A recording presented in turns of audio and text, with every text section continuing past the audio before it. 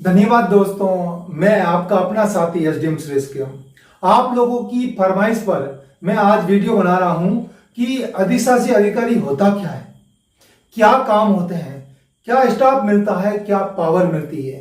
तो मैं ये बात बता दूं, अधिशासी अधिकारी जो आप फॉर्म भरा है एग्जीक्यूटिव ऑफिसर ग्रेड 4, ये नगर पालिका में जो म्युनिसिपल ऑफिसर होता उसका एक पदनाम है। और जितनी भी नगर पालिका होती हैं उसकी हायरार्की की बात कर रहे हैं, सबसे ऊपर चेयरमैन, फिर वाइस चेयरमैन, देन आपका सचिव के तौर पे आपका नंबर आता है जिसका नाम होता है अधिशासी अधिकारी। अगर पावर की बात करूं, जिस प्रकार पावर और पद और प्रतिष्ठा की बात करूं, कामकाज की मैं बात करूं, तो ईओ का काम नगरीय क्षेत्र में जन्म से लेकर मृत्यु तक के जितने भी काम होते हैं उन सारे काम, दैनिक दिनचर्या के सारे काम ईओ के माध्यम से किए जाते हैं। ग्रामीण क्षेत्र में वीडियो का काम होता है, वैसा ही वैसे शहरी या नगरीय क्षेत्र में ईओ का काम होता है और उससे भी ज्यादा पावर और पद के साथ आपका कामकाज किया जाता है। अगर मैं बात करूं स्टाफ की, पावर की, पद की, तो पहला बात जो अधिशासी अधिकारी के साथ जो पहला स्टाफ जो काम करता है वो होता है जेईएन, अभियांत्रिकी विभाग या इंजीनियरिंग विभाग, जिसका मुख्य काम होता है भवन निर्माण का काम करना, सरकार की जितने भी सड़कों का निर्माण करवाना, पुलियों का निर्माण करना, सीवरेज लाइन का निर्माण करना, जितने भी निर्माण कार्य सिविल इंजीनियर के माध्यम से होता है। तो जो इंजीनियरिंग शाखा होती है वो पहला काम, मतलब ईओ के अधीन एक जेईएन के रूप में एक अभियांत्रिकी शाखा होती है, वो काम।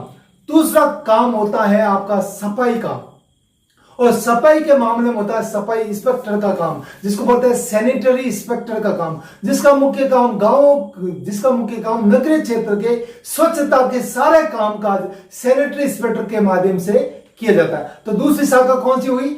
सफाई का कार्य, जो सफाई कर्मचारियों के जितने भी होते हैं, शहरी क्षेत्र के सौंदर्यीकरण का काम, शहरी क्षेत्र के सफाई का काम, सीवरेज सफाई का काम, शौचालय सफाई का काम, इन सफाई कर्मचारियों के माध्यम से किया जाता है, जिसका हेड होता है सफाई इंस्पेक्टर, जो ईओ के निर्देशों पर काम करता है।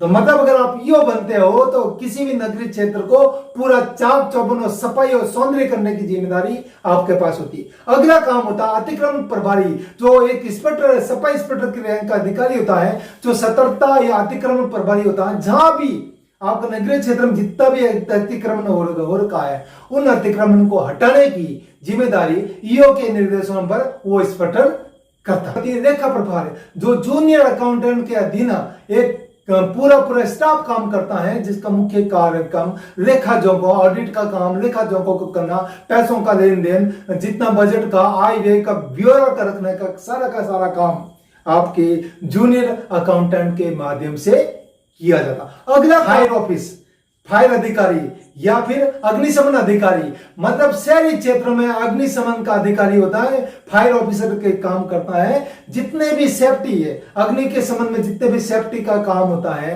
अग्निशमन का काम करना, जितने भी भवन निर्माण होते हैं उसमें जो अग्निशमन का सेफ्टी इशू है उनकी देखरेख करने की, उनकी अनुमति देने की काम इन फायर के माध्यम से ईओ के द्वारा किए जाते हैं। अगला काम आता है अपना रेवेन्यू शाखा, जो वसूली शाखा, कर को लगाना, उसको वसूल करने की शाखा का काम था।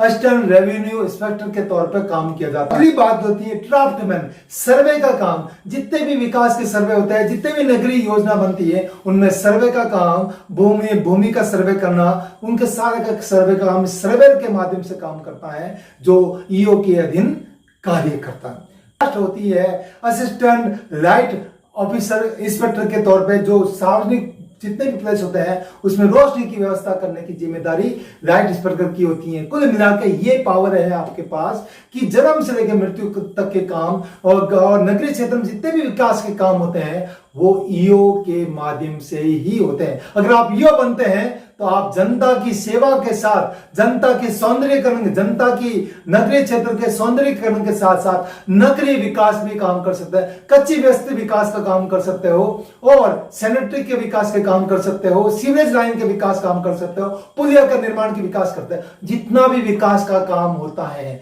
वो ईओ के मार्फत होता है।